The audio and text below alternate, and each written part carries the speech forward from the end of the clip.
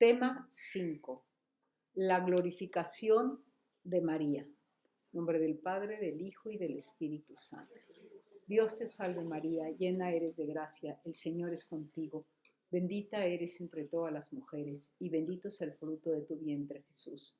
Santa María, Madre de Dios, ruega, Señora, por nosotros los pecadores, ahora y en la hora de nuestra muerte. Amén. Vamos a hablar hoy de la glorificación de María. La unión con su Hijo fue la causa de que ya en esta vida terrena María recibiese en grado singular las gracias obtenidas por él en previsión de los méritos de Cristo.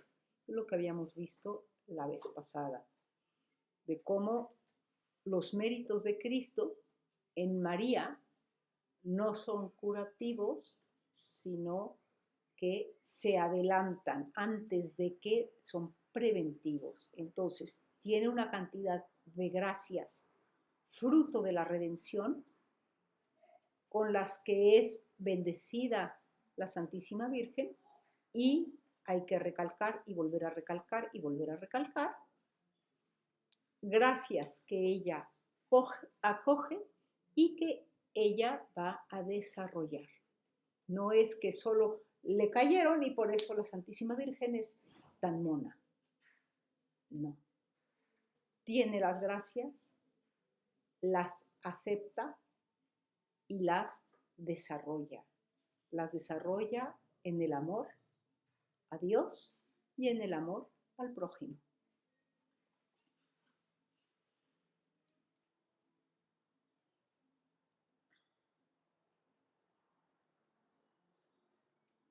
Fue preservada de todo pecado por una especial gracia divina. Engendró y dio a luz a Jesús sin menoscabo de su virginidad. Participó íntimamente de la vida terrena de su Hijo por su aceptación a la voluntad de Dios. Intervino activamente, este es un punto importante, intervino activamente en la obra redentora, siendo configurada con Cristo de forma única. Es decir, ella se une de tal manera a la vida de Cristo que con él sufre la pasión, sufre la muerte y tiene la victoria de la resurrección con él. Por ello, María fue también asociada por el Padre de modo extraordinario a los misterios gloriosos de Cristo resucitado y a la obra redentora de Cristo. Una cosa a fuerza se tiene que seguir de la otra. Si participas de la vida de Cristo, de la pasión de Cristo, de la muerte de Cristo, participas también de la resurrección y de la gloria de Cristo. Vamos a irlo viendo poco a poco. La asunción y la realeza. La asunción sabemos que es cuando María fue asunta a los cielos, y la realeza, que María es reina, se hallan íntimamente unidas y constituyen las dos fases de la glorificación de María. Entonces, a María se le glorifica por la asunción y por que se le llama reina del cielo. En efecto, María fue asunta para reinar con su hija en el cielo, y por eso encontramos a la asunción y la realeza tan estrechamente unidas en la oración y la liturgia de la Iglesia. Nos basta recordar esta conocida invocación de las letanías. Reina, asunta al cielo, ruega por nosotros. O considerar que la fiesta de Santa María Reina se haya colocado el 22 de agosto, que es justamente una semana a la octava de la fiesta, la gran fiesta de la Asunción. Ahora vamos a hablar, quiero detenerme un poquito en qué significa glorificar. Y me voy a ir primero a la Santísima Trinidad. Voy a usar el ejemplo de la Santísima Trinidad para entender lo que significa glorificar. Cuando voy a decir varias cosas, quiero que quitemos luego el tiempo, pero yo lo voy a dar en el tiempo porque si no, no lo podemos explicar y no lo podemos decir de otra manera. Entonces, al principio era el Padre. Y el Padre piensa la idea, es decir, el logos, que es el Hijo, lo piensa, lo ama y lo engendra. Entonces, el Hijo, que es la segunda persona de la Trinidad, es engendrado por este pensamiento amor del Padre. Entonces, ama con tal totalidad y tal plenitud el Padre al Hijo.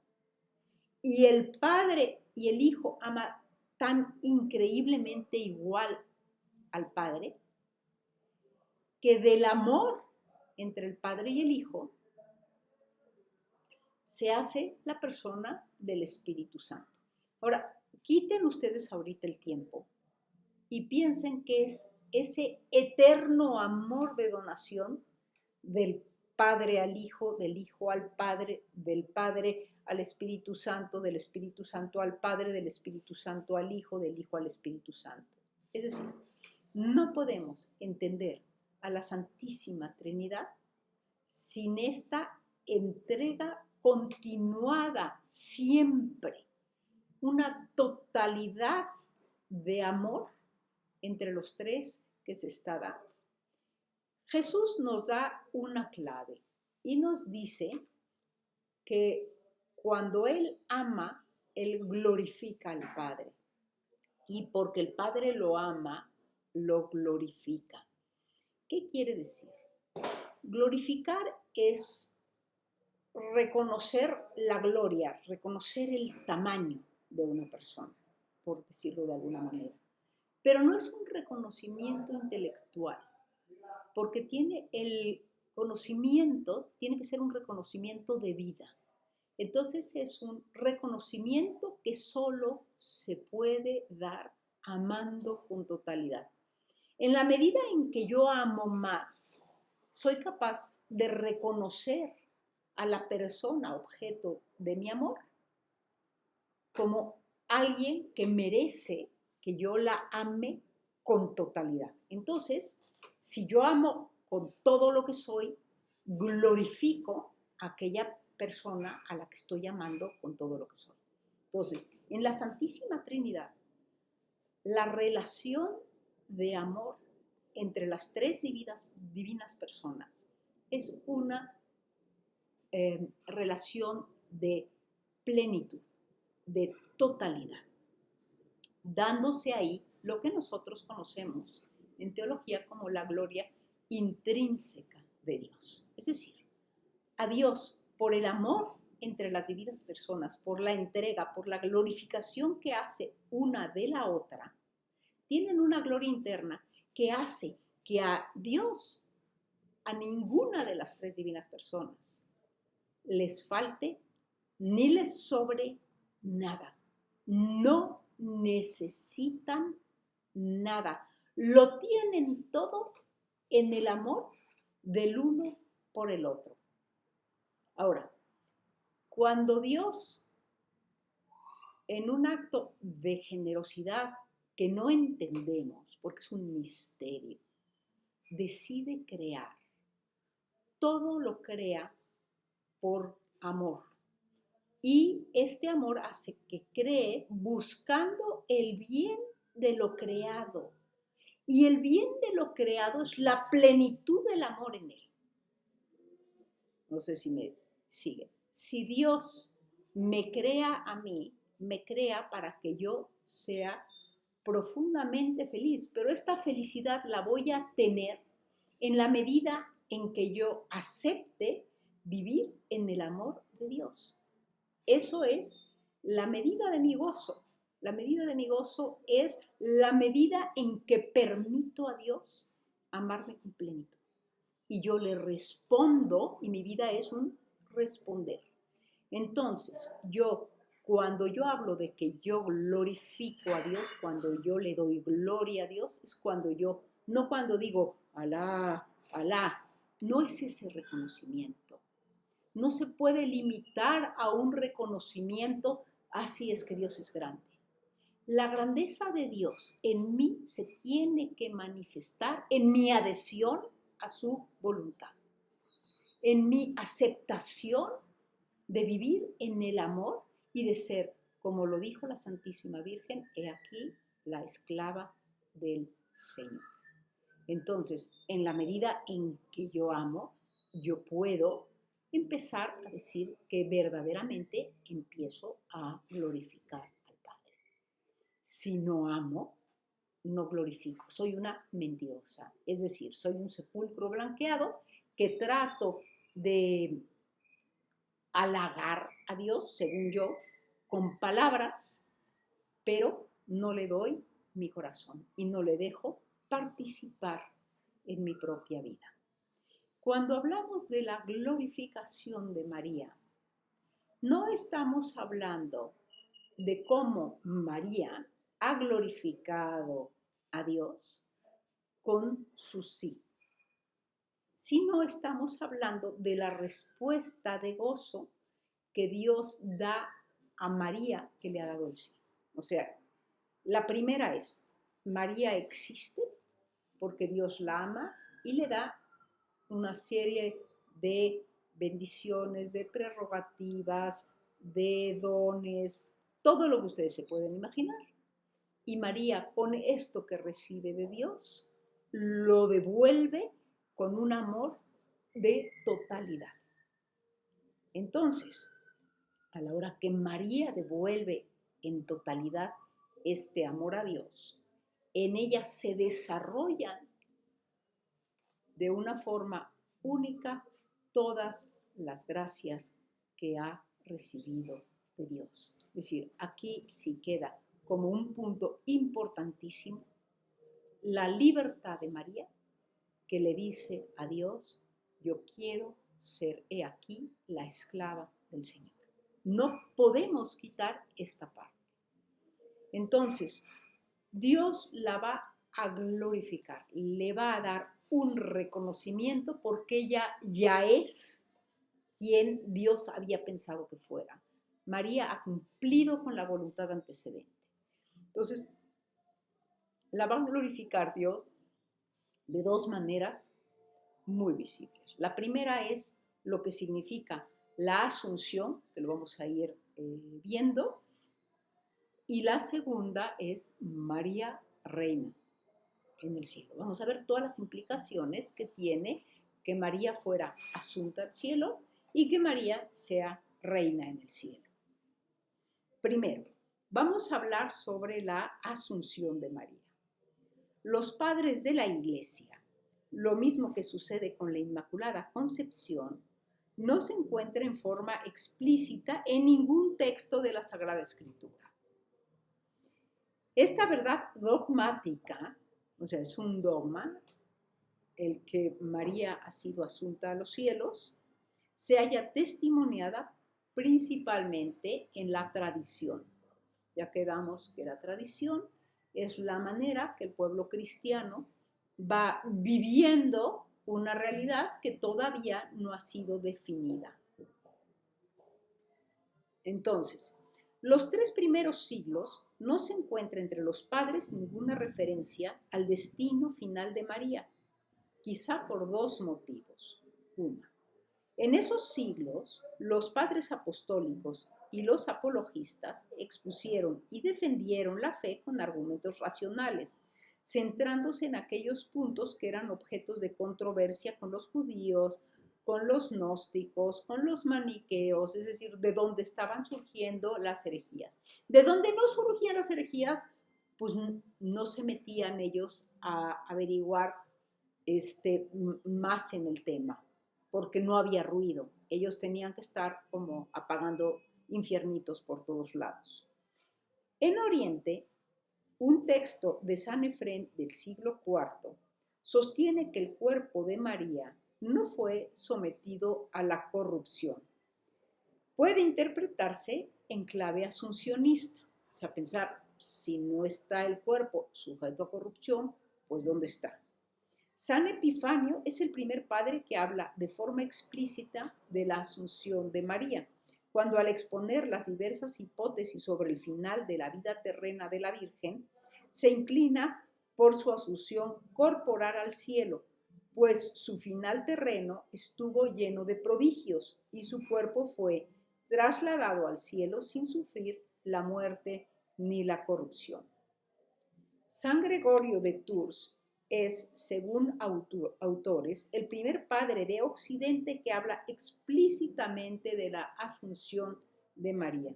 Su testimonio, sin embargo, pierde algo de fuerza probatoria al basarse en las enseñanzas de los apócrifos.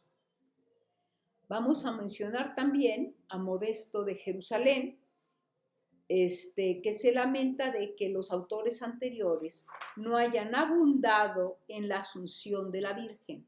Basa la glorificación corporal de María en la divina maternidad y en la virginidad. O sea, él va a basar la razón por la cual, o sea, la glorificación la va a ver como una consecuencia. ¿Consecuencia de qué? De que es madre de Dios y que esta maternidad de Dios se manifiesta de una forma absolutamente milagrosa, llena de prerrogativas y bendiciones especiales. Entonces, siguiendo esta misma línea, dice, Dios tiene que seguir glorificando esta maternidad y que se manifiesta también a través de la virginidad. San Germán de Constantinopla, San Andrés de Creta y San Juan Damasceno, en sus sermones sobre la dormición, conjugan los datos de los apócrifos asuncionistas con los argumentos teológicos sobre la muerte y la asunción de María y la fundan teológicamente en la maternidad divina y en la virginidad. Es decir, ya no solo se basan en lo que decía la tradición y lo que opinaban los apócrifos, sino que empiezan a buscar realidades teológicas. En la liturgia, la iglesia ora según lo que cree. Esto es un punto importante en la iglesia. El culto público, especialmente la liturgia eucarística y el oficio divino, en una profesión oficial y solemne de las verdades de fe contenidas en la revelación. De aquí que la liturgia pueda suministrar argumentos y testimonios del gran valor para determinar puntos particulares de la doctrina cristiana. Es decir, si hay una fiesta de la Inmaculada Concepción, quiere decir que la iglesia está creyendo en la Inmaculada Concepción, si no, no tendría la fiesta. Lo mismo nos sucede aquí con la Asunción y nos va a pasar con María Reina. Uno de los testimonios y argumentos más claros es la antiquísima fiesta que comenzó a celebrarse en Oriente a mediados del siglo VI bajo el nombre de Quiómesis o dormición. Antes de terminar el siglo, esta fiesta se celebraba en todo Oriente como el tránsito de María, pero fue evolucionando hasta conmemorar propiamente su glorificación, es decir, muerte y resurrección. Y aquí me voy a detener un momentito. La Iglesia no ha definido. Hay dos formas de entender esta verdad.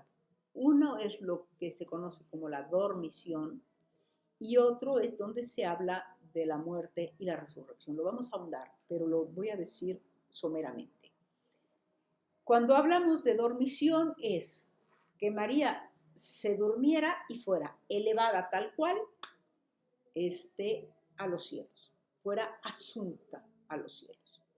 Cuando hablamos de muerte, la idea es que María muere y entonces le es ofrecida la resurrección y en ese instante es asunta a los cielos, o sea, es como uno pegado al siguiente.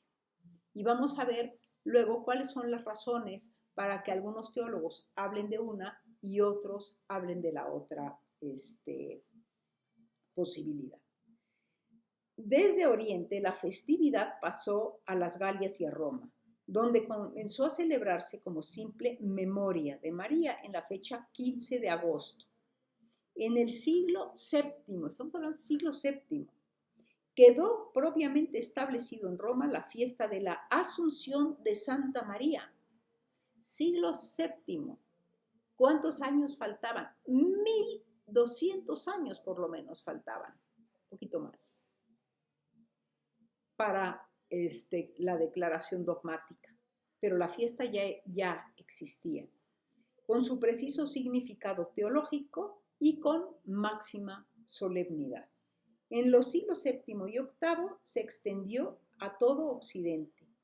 No se celebraba un simple hecho histórico, sino un acontecimiento salvífico que era objeto de fe y de culto. Y vamos a ver, este es un punto también importante. No estamos diciendo que esto fue nada más lo que pasó, sino el hecho de que pasara tiene una razón. Y Dios nos quiere decir algo importantísimo a través de la Asunción de María. Es decir, no solo ella fue asunta a los cielos, sino esto significa algo para mi vida. No solo para la vida de María, no solo para mi vida porque María tuvo este privilegio, sino mi vida se ve afectada a la hora de que María es glorificada. Y vamos a ver ahora por qué.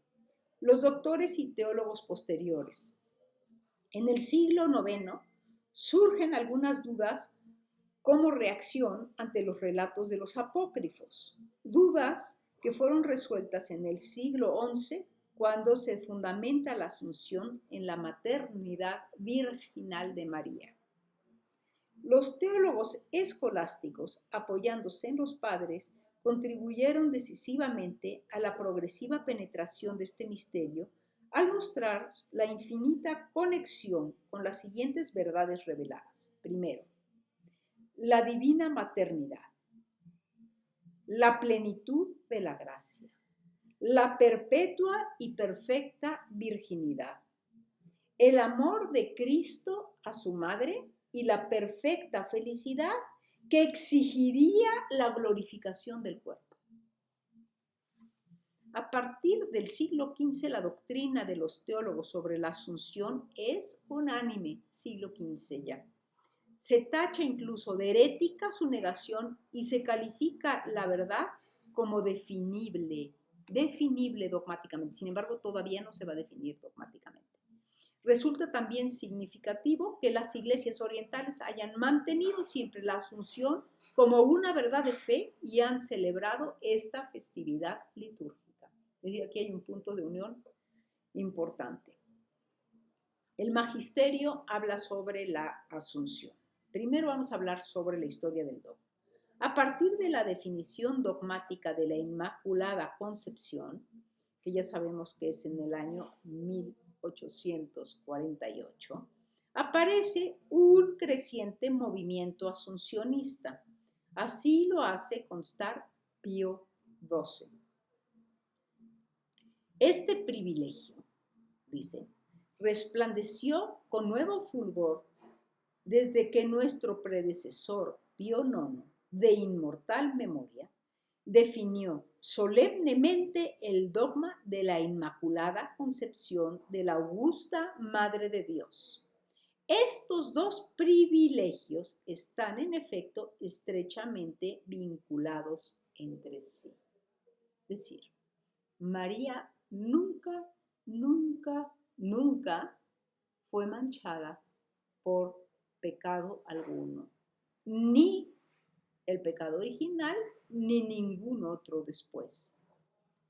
De ahí, ¿no?, de esta inmaculada concepción y esta Virgen Inmaculada que se mantiene perpetuamente inmaculada, surge pensar muy sencillamente que las consecuencias, y este es el punto importante, las consecuencias del pecado no pueden arraigarse en ella. Porque si no hay pecado, no puede haber consecuencias del pecado. Entonces, Ese es uno de los principios.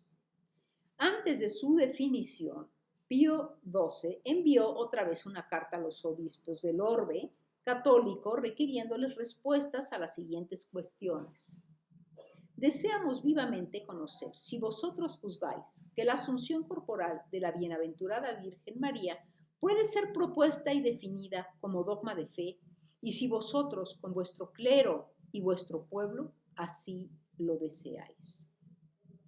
De las 1191 respuestas que llegaron al Papa, 1169 fueron afirmativas y 22 manifestaron dudas sobre la oportunidad y conveniencia de la definición, pero no sobre la Asunción de María.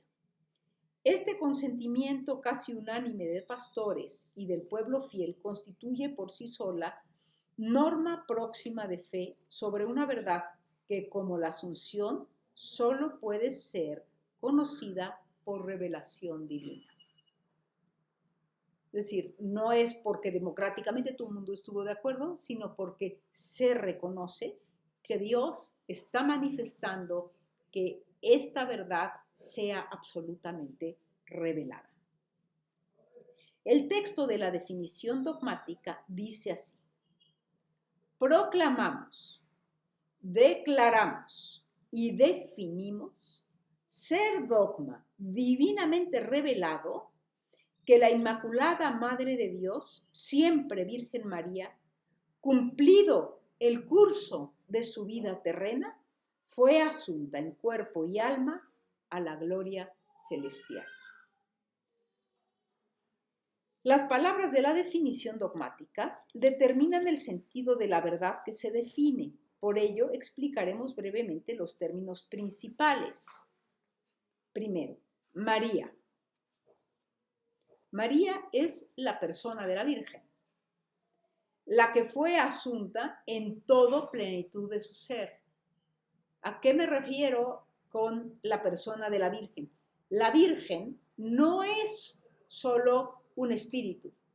La Virgen no es solo un cuerpo, sino es, como todo ser humano, una unidad de cuerpo y alma. No es separable.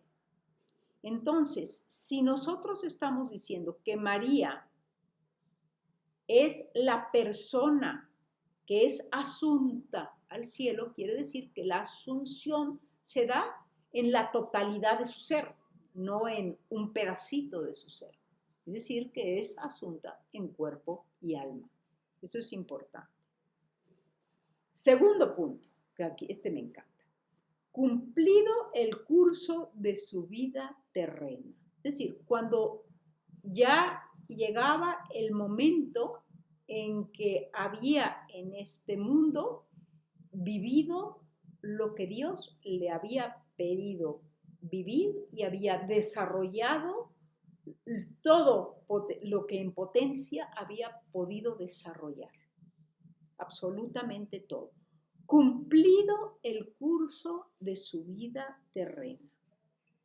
Esta fórmula designa el término final de la vida terrena de María, pero evita pronunciarse sobre si esta vida terminó por la muerte y resurrección o sin pasar por la separación natural del alma y del cuerpo. No lo dice. Sencillamente es un término que nos permite entender que había terminado la vida terrena, pero no nos dice cómo. Fue asunta. Esta asunción no se realiza por virtud propia, es decir, María no se subió ella al cielo, sino que es llevada por la virtud de Dios, es decir, es Dios el que le da este privilegio y la eleva. No es ella que toma la decisión, pues ya voy de regreso a casa del Padre, ¿no? Y coge su maletita y plim, plim, plim, plim, plim, y ya llega al cielo. No, es el asunta significa que no es por su virtud propia, sino es un privilegio que Dios le da, es acción de la voluntad de Dios, no es acción de la voluntad de María. Muy importante. Y finalmente nos dice en cuerpo y alma.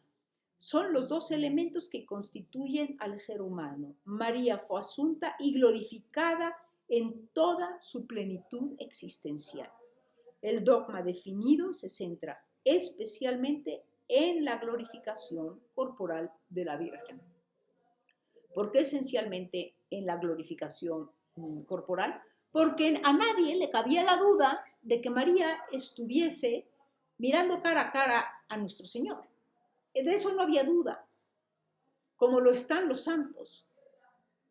Pero los santos no están en cuerpo y alma, solo están en alma. Estarán en cuerpo y alma después del juicio final con la segunda venida de nuestro Señor. Hasta entonces. Pero en María se habla ya de esta glorificación total, a lo que estamos llamados todos. ¿Cuándo? Después del juicio final. En María, desde el principio. María contempla a Dios desde la totalidad de la persona de María. Así pues, la asunción de María, en síntesis, es la realización anticipada, es lo que les estoy diciendo, para María de aquella glorificación escatológica que tendrán todos los justos en la resurrección al final de los tiempos. La Virgen no tuvo que esperar al término escatológico de la historia humana. La bula puntualiza que ella, por un privilegio divino del todo singular, es del todo singular porque nadie más tiene este privilegio, venció al pecado con su concepción inmaculada y tampoco estuvo sujeta a la ley de permanecer en la corrupción, ni tuvo que esperar la redención de su cuerpo hasta el fin del mundo. Vamos a buscar los fundamentos bíblicos.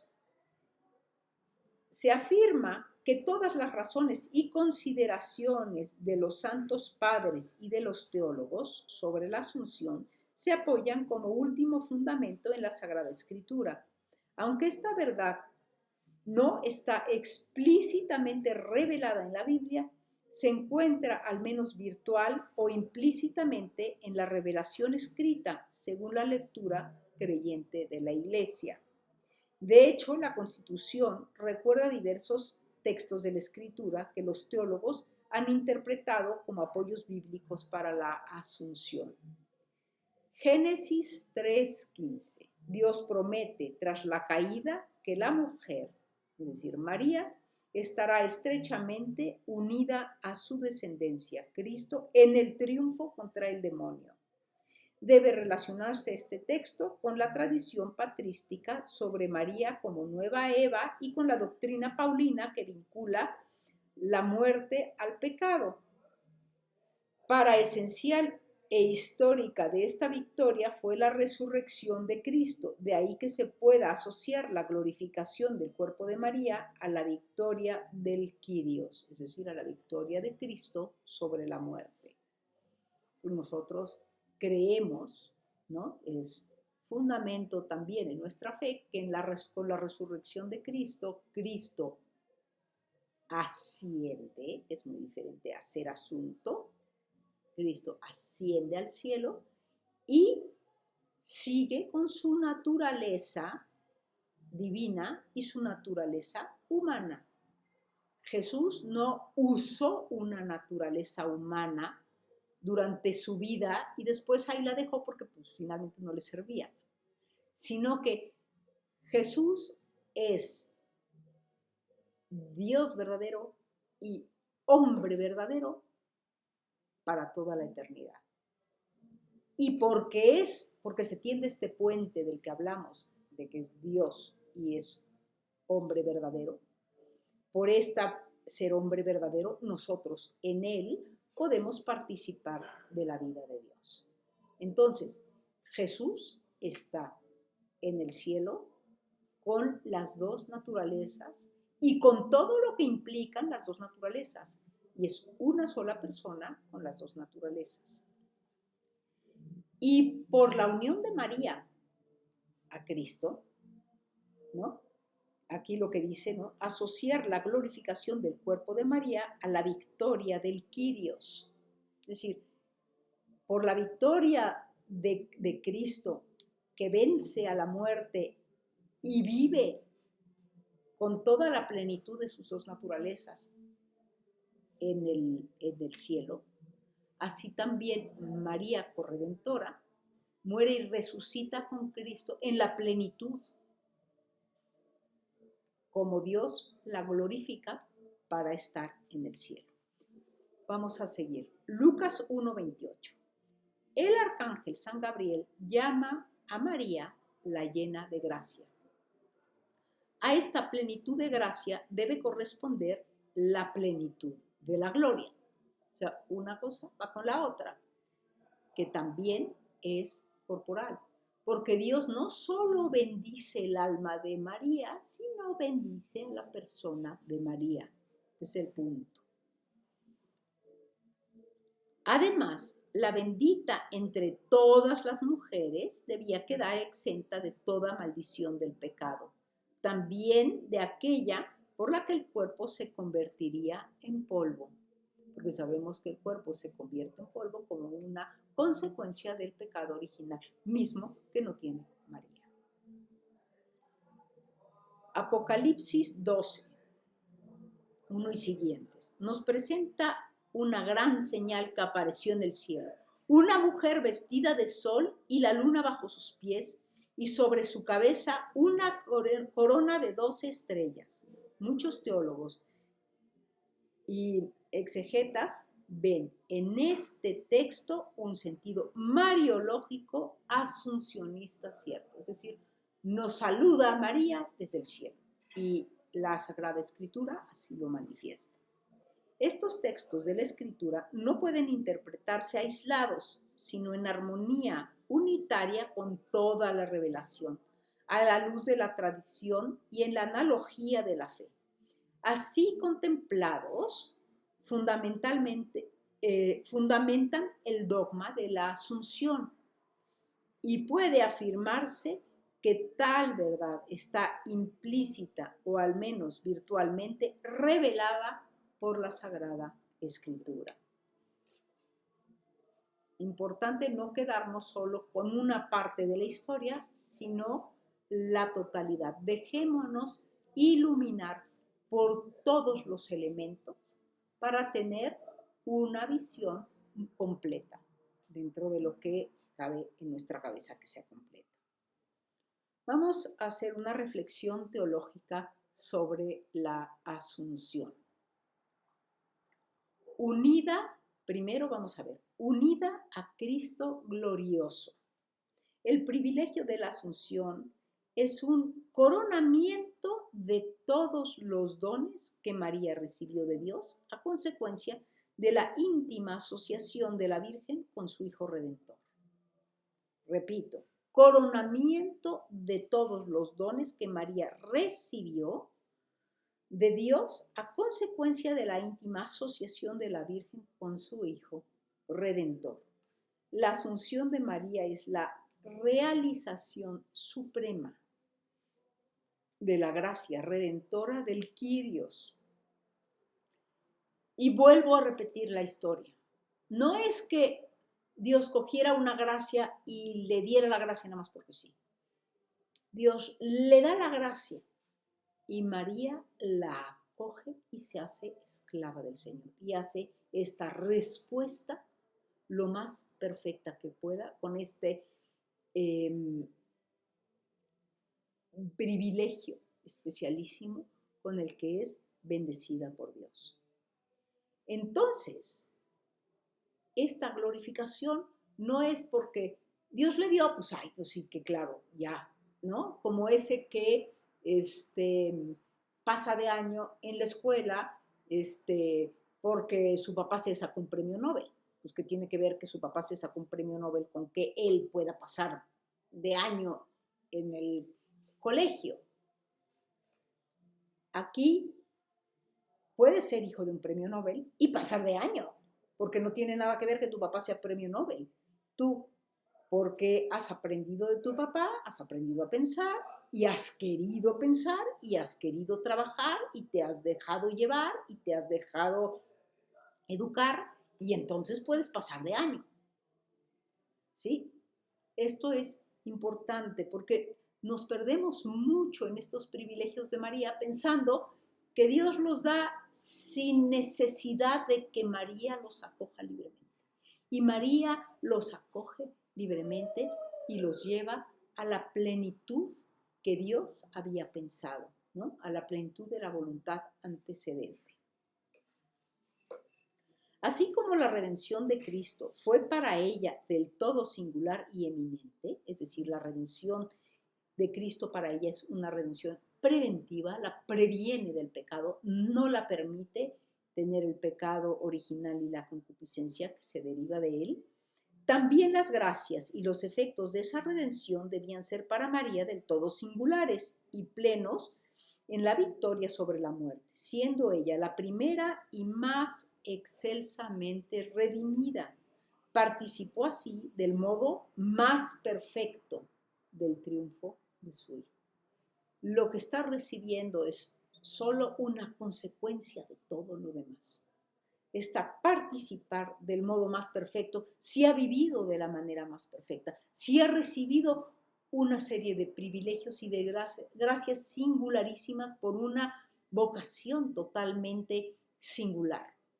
Pero ella ha acogido y ha desarrollado lo que Dios le ha dado y participa de este modo, ¿no? De un modo perfecto, y el modo perfecto requiere de su voluntad, participa de modo perfecto del triunfo de su Hijo. Primicia y ejemplar de la Iglesia. La Virgen Asunta es también en este misterio modelo ejemplar de la Iglesia escatológica. Así la contempla el Concilio Vaticano II.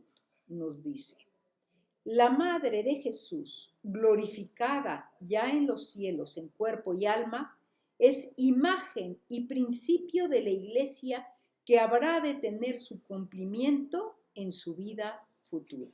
Lumen Gentium 65 y 68. El itinerario sobrenatural de María que culmina con su asunción ha de ser también nuestro camino. María nos muestra que esta senda es hacedera, que es segura. Ella nos ha precedido por la vía de la imitación de Cristo. María nos va llevando por un camino que ella ya caminó. Y nos dice, se puede caminar. Camínalo. Yo voy contigo. Y la glorificación de nuestra Madre es la firme esperanza de nuestra propia salvación. Por eso la llamamos spes nostra y causa nostra laetitia, es decir, esperanza nuestra y causa de nuestra alegría. En relación con las otras prerrogativas, los mariólogos presentan razones teológicas que muestran la conveniencia de la asunción por su estrecha conexión con las gracias y privilegios que Dios otorgó a María. La primera, la relación con la Inmaculada Concepción. La Santísima Virgen fue concebida sin pecado original y libre de toda culpa. Este triunfo pleno sobre el pecado debía extenderse también a las consecuencias y castigos del pecado. Es decir, la redención anticipada de la culpa original en el alma, Inmaculada Concepción, exige la anticipada redención del cuerpo respecto a la pena de muerte. Y esta redención anticipada será la asunción. Segundo, la relación con la maternidad divina. Siendo la carne de Cristo carne de María, era sumamente conveniente que el cuerpo de la madre fuese glorificado como lo fue el cuerpo de Cristo. Repugna pensar que el cuerpo santo de la Madre de Dios sufriera la corrupción mortal que el Señor no padece. Y finalmente, la relación con la perpetua virginidad. Lo que concibió virginalmente y dio a luz sin corrupción corporal, la que es plena y perfecta virgen inviolada, debe ser también exenta de la corrupción del sepulcro y asunta con su cuerpo intacto. ¿Ven? Aquí la virginidad no es otra cosa que el cuerpo intacto que representa que el alma intacta.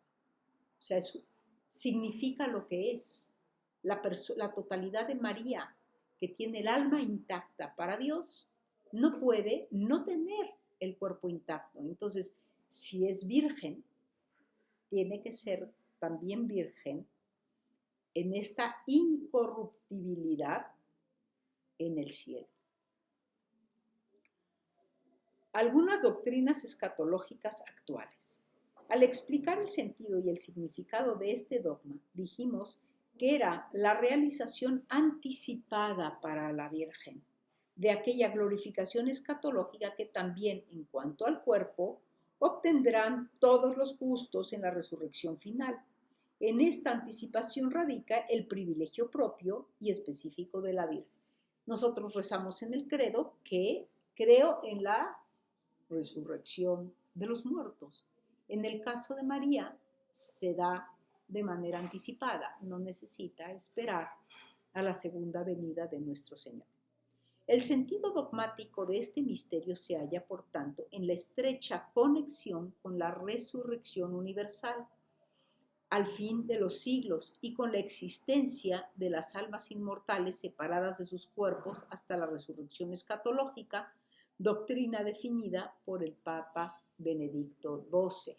Entonces, ¿qué es lo que nosotros creemos? Que los justos, cuando llegan a la bienaventuranza, es decir, a mirar a Dios cara a cara, lo hacen separados de sus cuerpos, porque la resurrección plena del ser humano se da cuando asume todo lo que significa su persona, cuerpo y alma, es decir, hasta el final de los tiempos, en la segunda venida de Jesucristo. Eso es lo que nosotros creemos.